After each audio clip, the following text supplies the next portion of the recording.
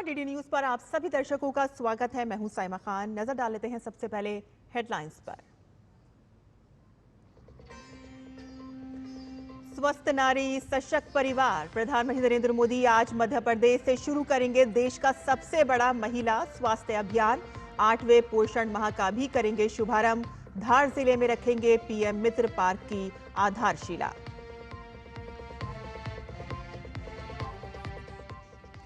प्रधानमंत्री नरेंद्र मोदी के 75वें जन्मदिन पर बीजेपी आज से मनाएगी 15 दिन का सेवा पखवाड़ा। 1000 जिलों में रक्तदान शिविरों के साथ होगी अभियान की शुरुआत।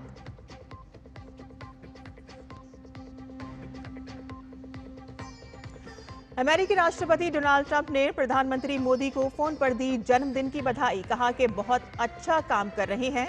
पीएम ने भी दोनों देशों की वैश्विक साझेदारी को नई ऊंचाइयों पर ले जाने की जताई प्रतिबद्धता।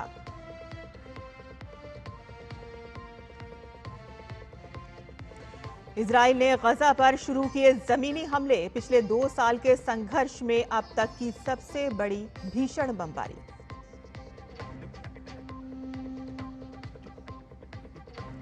आईसीसी महिला वनडे बैटिंग रैंकिंग में भारत का दबदबा। स्मृति मंधाना फिर से बनी वर्ल्ड नंबर 1 खिलाड़ी। इंग्लैंड की नेट साइवर ब्रंट को पिछाड़ा।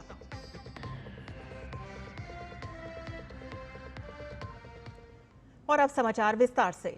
प्रधानमंत्री नरेंद्र मोदी आज मध्य प्रदेश के धार में स्वस्थ नारी सशक्त परिवार अभियान की शुरुआत करेंगे।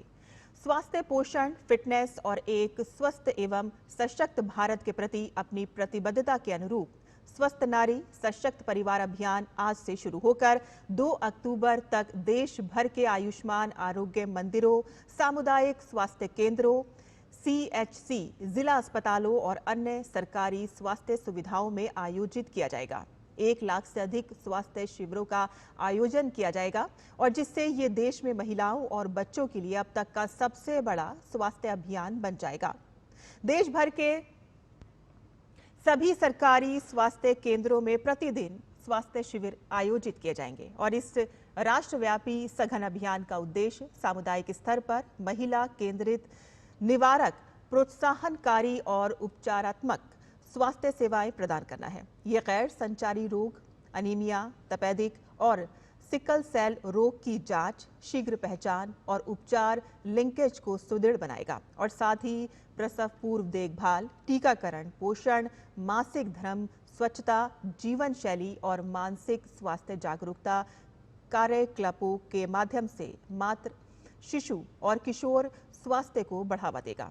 स्त्री रोग, बाल रोग, नेत्र रोग, ईएनटी, दंत चिकित्सा, त्वचा रोग और मनोचिकित्सा सहित विशेषज्ञ सेवाएं मेडिकल कॉलेज, जिला अस्पतालों, केंद्र सरकार के संस्थानों और निजी अस्पतालों के माध्यम से उपलब्ध कराई जाएंगी और इस अभियान के तहत देशव्यापी रक्तदान अभियान भी चलाए जाएंगे।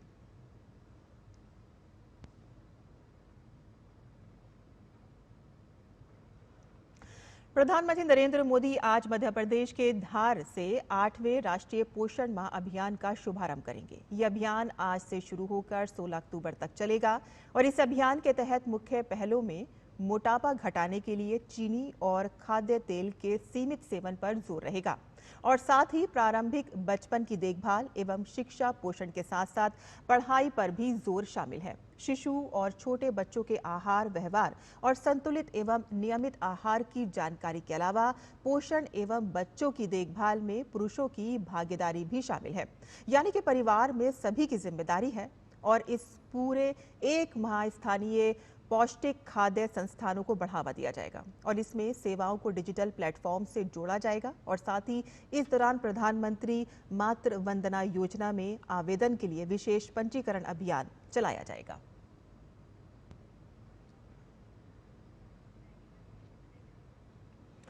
प्रधानमंत्री नरेंद्र मोदी आज मध्य प्रदेश को पीएम मित्र पार्क की सौगात देने जा रहे हैं। ये देश के 7 पीएम मित्र पार्क में से पहला पार्क होगा जहां शीघ्र कार्य प्रारंभ हो रहा है।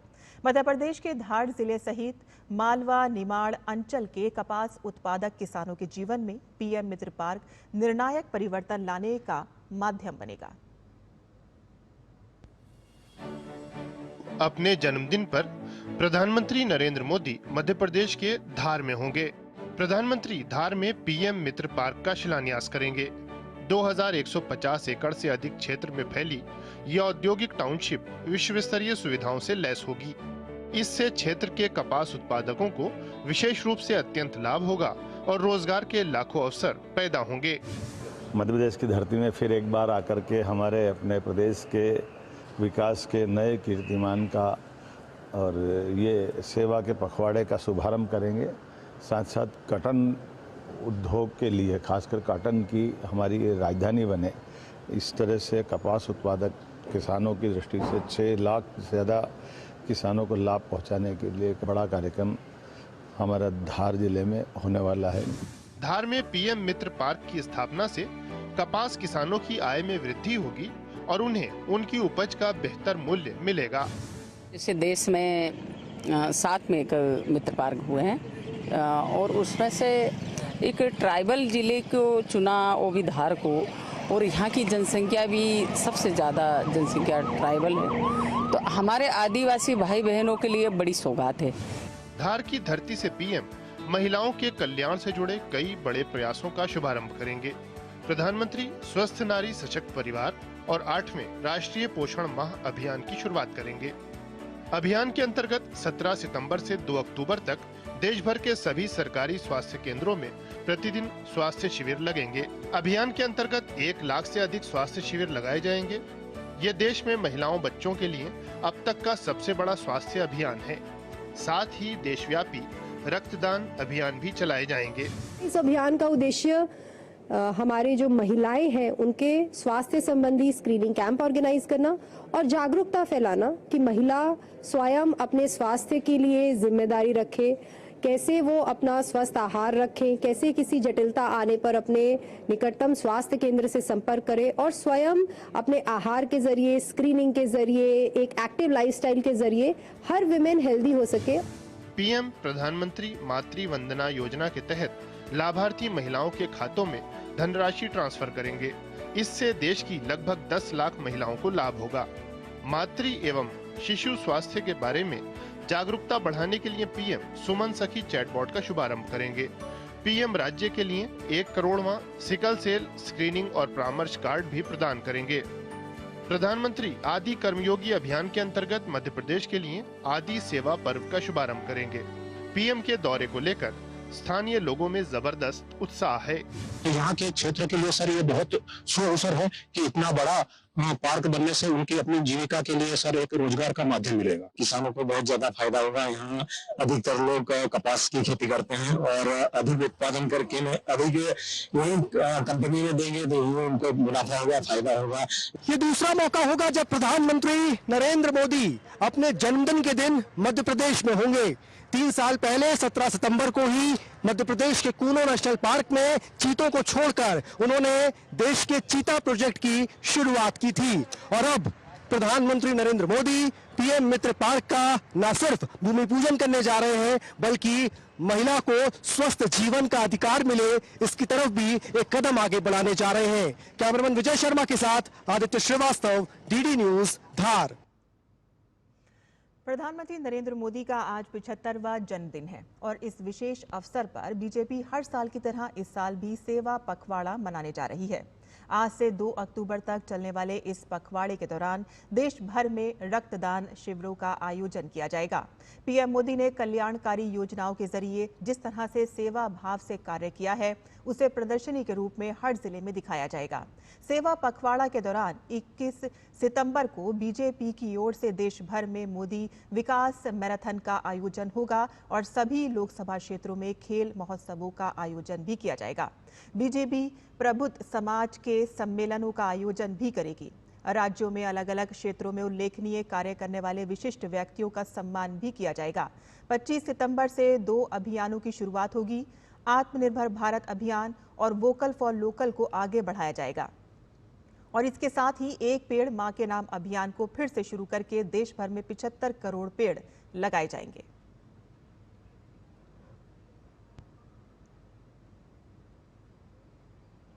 में एक साथ एक ही समय पर ये मैराथन का आयोजन होगा। विकसित भारत, आत्मनिर्भर भारत, नशा मुक्त भारत, ऐसे विषयों को लेकर ये देश भर के युवाओं को जोड़ना और इस मैराथन में लाखों युवक आएं, उसका भी एक प्रयास करते हुए 21 सितंबर को यह मोदी विकास मैराथन का आयोजन देश भर में सेवा पखवाड़ा में करेंगे।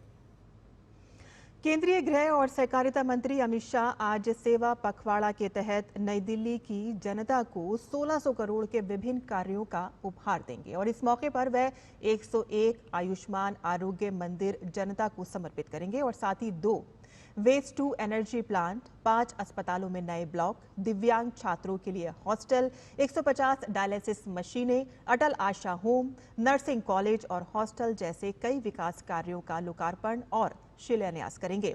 और इस कार्यक्रम का आयोजन दिल्ली के त्यागराज स्टेडियम में दोपहर बाद होगा। गृह मंत्री अमित शाह ने कहा है कि इन विकास कार्यों से दिल्ली वासियों का जीवन और अधिक सुगम, संबल और स्वावलंबी बनेगा।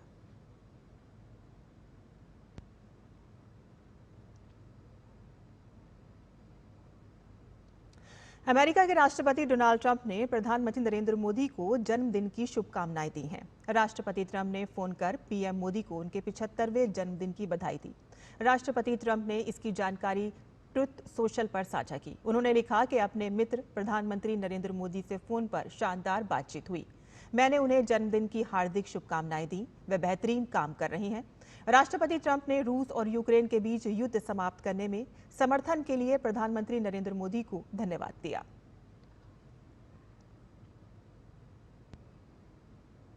प्रधानमंत्री नरेंद्र मोदी ने सोशल मीडिया प्लेटफॉर्म एक्स पर लिखा कि मेरे 75वें जन्मदिन पर फोन कॉल और मुझे बधाई देने के लिए थैंक यू। मेरे मित्र राष्ट्रपति ट्रंप, आपकी ही तरह मैं भी भारत और अमेरिका के बीच व्यापक और वैश्विक साझेदारी को नई ऊंचाइयों पर ले जाने के लिए पूरी तरह प्रतिबद्ध हूं।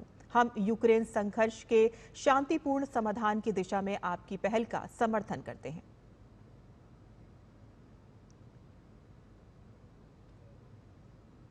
प्रधानमंत्री नरेंद्र मोदी के जन्मदिन पर तमाम बड़ी हस्तियों ने उनके लिए बधाई संदेश भेजे हैं। अपने इन संदेशों में उन्होंने पीएम मोदी को शुभकामनाएं दी हैं तो उनके साथ अपने संबंधों पर प्रकाश डाला है। और इस अवसर पर हमारी विशेष सीरीज एक नेतृत्व एक प्रेरणा में सुनिए इन मशहूर हस्तियों का क्या कहना है।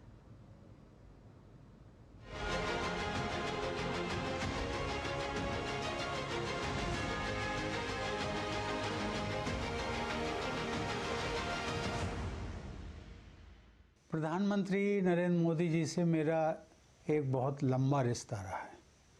मैंने हमेशा उन्हें बहुत सहज और संवेदनशील व्यक्ति के रूप में देखा है, लेकिन साथ ही मैंने उनकी असामान्य ऊर्जा, विवेक और दृढ़ता को भी देखा है। मैं उनमें सहजता, असाधारणता तथा परिश्रम की पराकाष्ठा का आश्चर्यजनक संगम देखता हूँ। वैश्विक नेता के तौर पर प्रधानमंत्री नरेंद्र मोदी जी ने भारत के आत्मविश्वास और आत्मगौरव को विश्व पटल पर एक नई ऊंचाई दी है। Prime Minister Modi, my best wishes to you on your 75th birthday. I wish you good health and continued strength as you lead India's fantastic progress and contribute to global development. The Gates Foundation values our partnership with the Government of India immensely. Together, we are supporting progress towards Viksit Bharat and sharing lessons and innovations for the countries in the global south.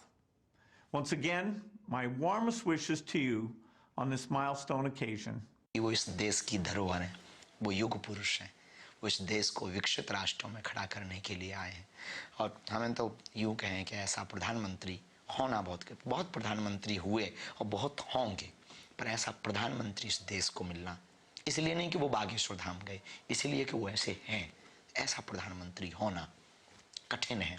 ऐसे विशाल हृदय, इतना अद्भुत vision, इतना अद्भुत mission, इतनी अद्भुत विचारधारा और विश्वामित्र के भारत को विश्वमित्र की भूमिका पर पहुंचा दिया। अब वो दिन दूर नहीं है, अगर ऐसे प्रधानमंत्री के हाथ में इस देश की बागडोर रहेगी तो भारत विश्व गुरु की यात्रा कर पाएगा, इसमें किंचित मात्र संदेह नहीं। आज आदरणीय प्रधानमंत्री श्री नरेंद्र मोदी जी के 75वें जन्म दिवस पर मैं उनको अपनी हार्दिक शुभकामनाएं देता हूँ। और आपका जो सफ़र रहा है, जर्नी रही है, जो आपकी कहानी है, छोटे से शहर से लेकर ग्लोबल स्टेज तक, वो बहुत ही ज़्यादा इंस्पायरिंग है। इस कहानी में आपका डिसिप्लिन, आपकी मेहनत और अपने देश के प्रति डेडिकेशन दिखाई पड़ता है। तो सच तो ये है सर कि 75 साल की उम्र में जो आपकी पेस है, एनर्जी है, वो हम जैसे जवान लोगों को भी पीछे छोड़ देती है। सो मैं दुआ करता हूँ कि आप हमेशा स्वस्थ रहें, तंदुरुस्त रहें, मजबूत रहें और खुशहाल रहें।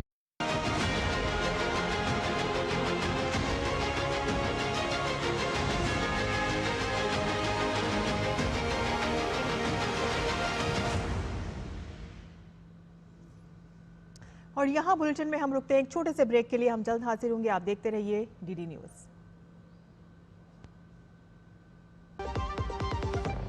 जिन्होंने यूज किया है वो जानते हैं असली हींग का स्वाद। MDH सुपर हींग, शुद्धता का असली तड़का। MDH।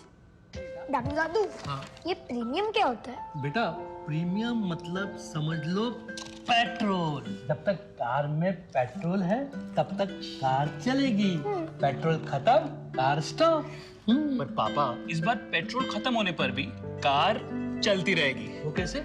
LIC के जीवन लाभ में प्रीमियम पेमेंट हो जाए स्टॉप, पर पॉलिसी के फायदे चलते रहते हैं। मतलब अब लाइफ की गाड़ी चलेगी नॉन स्टॉप। LIC हर पल आपके साथ।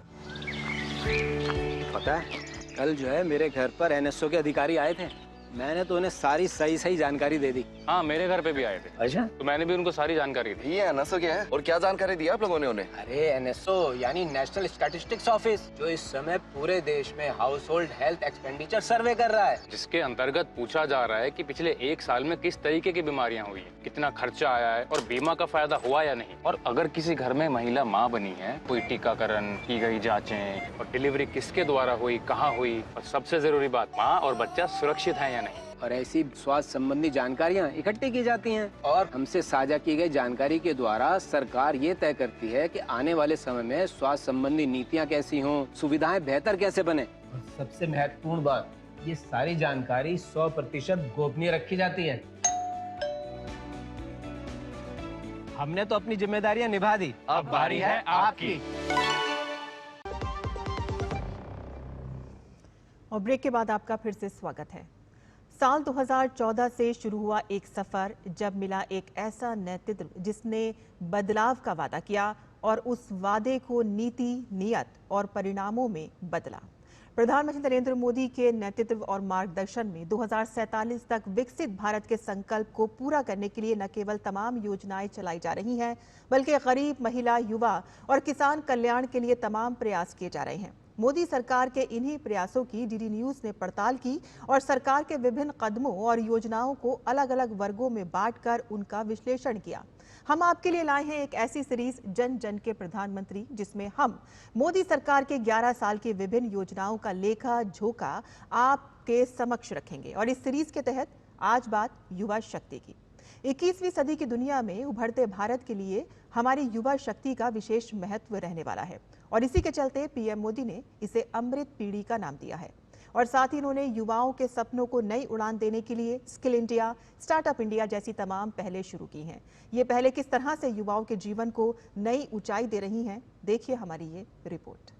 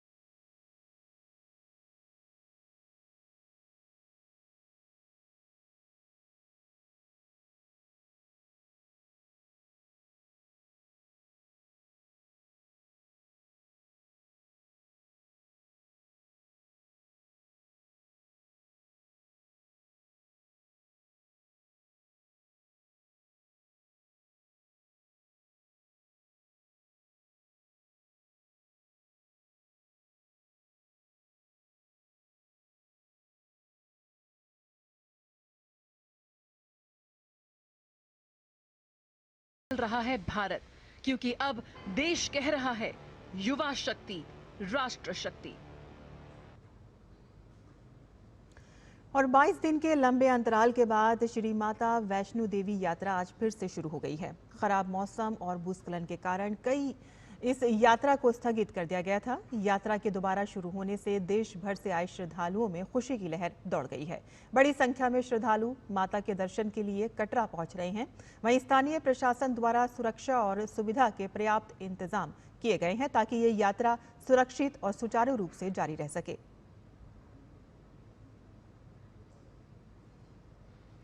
रक्षा मंत्री राजनाथ सिंह आज हैदराबाद मुक्ति दिवस समारोह में मुख्य अतिथि के तौर पर शामिल होंगे। समारोह में शामिल होने के लिए राजनाथ सिंह कल हैदराबाद पहुंचे। आज का दिन हैदराबाद राज्य के भारतीय संघ में विलय का प्रतीक है। केंद्र सरकार लगातार चौथे वर्ष परेड ग्राउंड में हैदराबाद मुक्ति दिवस का आयोजन कर रही है। राजनाथ सिंह कुछ ही देर में परेड ग्राउंड में राष्ट्रीय ध्वज फहराएंगे और इसके बाद रक्षा बलों के मार्च पास्ट का निरीक्षण करेंगे। और इस अवसर पर लगभग 600 कलाकार तेलंगाना की संस्कृति और परंपराओं को दर्शाने वाले सांस्कृतिक कार्यक्रमों में भाग लेंगे।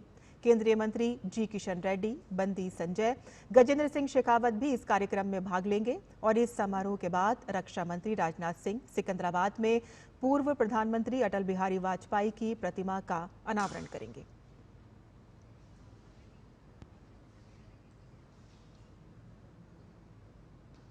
सत्रह सितंबर 1948 भारतीय इतिहास का वह सुनहरा दिन कि जब हमेशा से भारत को बांटने और तोड़ने की राजनीति करने वाले अंग्रेजों की आखिरी चाल नाकाम हो गई और आजादी के बाद भारत का एकीकरण संपूर्ण हुआ।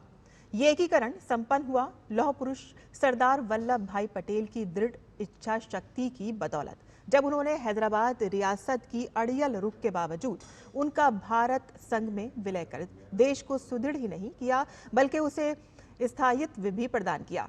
हैदराबाद को आज़ाद कराने वाले शहीदों को याद करने और युवाओं के मन में देशभक्ति की लौ जगाने के लिए साल 2024 में प्रधानमंत्री नरेंद्र मोदी के नेतृत्व में भारत सरकार ने हर साल 17 सितंबर को हैदराबाद मुक्ति दिवस मनाने का फैसला किया। आप देखिए हमारी ये रिपोर्ट और हमें अनुमति दें। नमस्कार। अपनी मंशा में बहुत हद तक सफल रहे अंग्रेजों ने आजादी के साथ ही भारत का बंटवारा तो कर ही दिया, साथ ही आजादी के वक्त 565 के करीब देशी रियासतों को उनकी मर्जी पर छोड़ दिया कि वे भारत या पाकिस्तान किसी में भी मिल सकते हैं और चाहे तो स्वतंत्र भी रह सकते हैं। इसका फायदा उठाते हुए हैदराबाद रियासत के निजाम किसी भी कीमत पर भारत में विलय के लिए तैयार नहीं थे। आजाद भारत के लिए न तो भौगोलिक रूप से और न ही सांस्कृतिक और राजनीतिक रूप से ये संभव था कि देश के बीचों बीच स्थित हैदराबाद एक नासूर की तरह बना रहे। निजाम के इस रवैये के चलते ही सरदार पटेल ने हैदराबाद को भारत के पेट में कैंसर कहा था और 17 सितंबर 1948 को पुलिस एक्शन के तहत एक संघर्ष के बाद हैदराबाद का भारत में विलय करते हुए आजाद भारत के एकीकरण को पूरा कर राष्ट्र को स्थायित्व प्रदान किया। दरअसल आजादी के समय हैदराबाद रियासत भारत की सबसे बड़ी रियासतों में से एक थी, लेकिन हैदराबाद रियासत के तत्कालीन निजाम उस्मान अली स्वेच्छाचारी और निरंकुश शासन के लिए बदनाम था। निजाम ने बहुत संख्यक जनता और राज्य की सांस्कृतिक मेल मिलाप को अनदेखा कर उर्दू को जबरिया दरबार की भाषा बना दिया था। निजाम की मंशा आजादी के बाद भी दक्षिण भारत में अपनी सल्तनत कायम रखने की थी। हैदराबाद को विलय से बचाने और निजाम की सत्ता को बनाए रखने के लिए रजाकार नामक एक निजी सेना का गठन किया गया था। ये सेना कासिम रिजवी ने बनाई थी, जिसका उद्देश्य हर कीमत पर हैदराबाद को भारत में विलय का विरोध करना था। रजाकारों ने बहुत संख्यक हिंदुओं पर जमकर अत्याचार किए। लोग डरकर हैदराबाद और आसपास के इलाकों को छोड़कर भागने पर मजबूर हो गए। इसका परिणाम ये हुआ कि कभी हिंदू मुस्लिम एकता की मिसाल कहा जाने वाला हैदराबाद पूरी तरह से सांप्रदायिक दंगों की भेंट चढ़ गया। हालात तब बेकाबू हो गए जब 22 मई 1948 को रजाकारों ने हैदराबाद के पास गंगापुर स्टेशन पर एक ट्रेन पर हमला कर दिया। हैदराबाद रियासत के बिगड़ते माहौल को देखते हुए सरदार पटेल ने सेना को कार्रवाई करने के आदेश दिए। 13 सितंबर 1948 की सुबह 4 बजे भारतीय सेना ने मेजर जनरल J.N. चौधरी के नेतृत्व में हैदराबाद अभियान शुरू किया और महज 5 दिन के भीतर 17 सितंबर की शाम 5 बजे निजाम उस्मान अली ने रेडियो पर संघर्ष विराम और रजाकारों पर प्रतिबंध लगाने की घोषणा की। इसके साथ ही हैदराबाद में भारत का पुलिस एक्शन समाप्त हो गया। 18 सितंबर की शाम 4 बजे हैदराबाद रियासत के सेना प्रमुख मेजर जनरल L. इद्रूस ने अपने सैनिकों के साथ भारतीय मेजर जनरल J.N. चौधरी के सामने आत्मसमर्पण कर दिया। भारतीय सेना की इस कार्रवाई को ऑपरेशन पोलो का नाम दिया गया था, क्योंकि उस समय हैदराबाद में विश्व में सबसे ज्यादा पोलो के 17 मैदान थे। हैदराबाद रियासत की भारत में विलय के साथ ही भारतीय संघ के एकीकरण की प्रक्रिया पूरी हो गई और इस एकीकरण के शिल्पकार थे सरदार वल्लभ भाई Patel. Bureau report, DD news.